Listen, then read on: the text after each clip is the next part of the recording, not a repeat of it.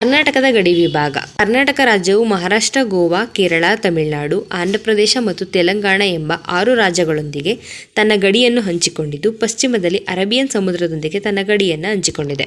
ಮೊದಲನೇದಾಗಿ ಮಹಾರಾಷ್ಟ್ರ ಮತ್ತು ಕರ್ನಾಟಕದ ಗಡಿ.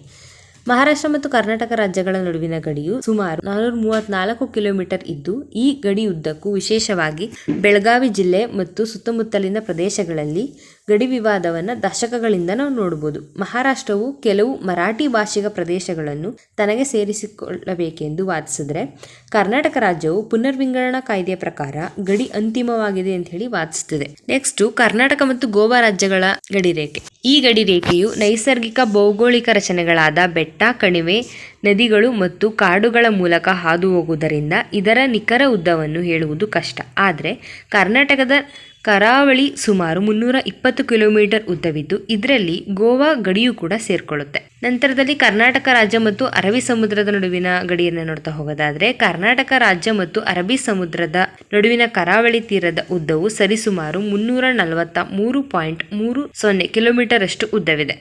ನೆಕ್ಸ್ಟ್, ಕರ್ನಾಟಕ ಮತ್ತು ಕೇರಳ ನಡುವಿನ ಗಡಿ ರೇಖೆ. ಇದು ಅಂದರೆ ಕರ್ನಾಟಕ ಮತ್ತು ಕೇರಳ ಗಡಿ ರೇಖೆಯು ಒಟ್ಟು 532 ಕಿಲೋಮೀಟರ್ ಉದ್ದವಿದ್ದು, ಇದರಲ್ಲಿ ಕೊಡಗು, ದಕ್ಷಿಣ ಕನ್ನಡ, ಮೈಸೂರು ಮತ್ತು ಚಾಮರಾಜನಗರ ಜಿಲ್ಲೆಗಳು ಗಡಿಯನ್ನು ಹಂಚಿಕೊಂಡಿವೆ. ಕರ್ನಾಟಕ ಮತ್ತು ತಮಿಳುನಾಡು ನಡುವಿನ ಗಡಿ ರೇಖೆ. ಕರ್ನಾಟಕ ಮತ್ತು ತಮಿಳುನಾಡು ನಡುವಿನ ಗಡಿ ರೇಖೆಯು ಸುಮಾರು 300 ಕಿಲೋಮೀಟರ್ ಇದ್ದು, ಈ 2 ರಾಜ್ಯಗಳ ನಡುವೆ ಕಾವೇರಿ ನದಿ ನೀರು ಹಂಚಿಕೆ ವಿವಾದ ಮತ್ತು ಗಡಿ ಹಳ್ಳಿಗಳ ಸಮಸ್ಯೆಗಳು ಈ ಭಾಗದಲ್ಲಿ ನಾವು ನೋಡ್ಬೋದು.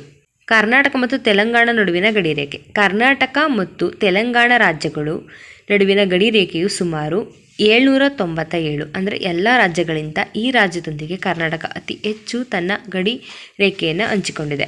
ಇದು ಉತ್ತರ ಪಶ್ಚಿಮದಿಂದ ದಕ್ಷಿಣ ಪೂರ್ವದವರೆಗೆ ವಿಸ್ತರಿಸಿದ್ದು ಮತ್ತು ಹೆಚ್ಚಾಗಿ ಕೃಷ್ಣಾ ನದಿಯಿಂದ ಗುರುತಿಸಲ್ಪಟ್ಟಿದೆ. ಗಡಿಯನ್ನು ಹಂಚಿಕೊಳ್ಳುವ ಕರ್ನಾಟಕದ ಪ್ರಮುಖ ಜಿಲ್ಲೆಗಳೆಂದರೆ ಬೀದರ್, ಯಾದಗಿರಿ, ರಾಯಚೂರು, ಕಲಬುರಗಿ ಮತ್ತು ಬಳ್ಳಾರಿ. ಕರ್ನಾಟಕ ಮತ್ತು ಆಂಧ್ರಪ್ರದೇಶ ರಾಜ್ಯಗಳ ನಡುವಿನ ಗಡಿ ರೇಖೆಯನ್ನು ನೋಡ್ತಾ ಹೋಗೋದಾದರೆ, ಇದು ಕರ್ನಾಟಕ ಮತ್ತು ಆಂಧ್ರಪ್ರದೇಶ ನಡುವಿನ ಇರುವಂತಹ ಒಂದು ಗಡಿ ರೇಖೆಯು 750ರಿಂದ 850 ಕಿಲೋಮೀಟರ್ ವ್ಯಾಪ್ತಿಯಲ್ಲಿ ಇರುತ್ತದೆ ಮತ್ತು ಈ ಗಡಿ ರೇಖೆ ಉದ್ದಕ್ಕೂ ಕರ್ನಾಟಕದ ರಾಯಚೂರು, ಕೋಲಾರ ಮತ್ತು ಚಾಮರಾಜನಗರ ಸೇರಿದಂತೆ ಹಲವು ಜಿಲ್ಲೆಗಳು ಆಂಧ್ರಪ್ರದೇಶದ ಗಡಿಯನ್ನು ಹಂಚಿಕೊಂಡಿವೆ. ತುಂಗಾಭದ್ರಾ ನದಿಯು ಸುಮಾರು 58 ಕಿಲೋಮೀಟರ್ಗಳಷ್ಟು 2 ರಾಜ್ಯಗಳ ನಡುವಿನ ನೈಸರ್ಗಿಕ ಗಡಿಯಾಗಿ ಹರಿಯುತ್ತಿದೆ. Thank you.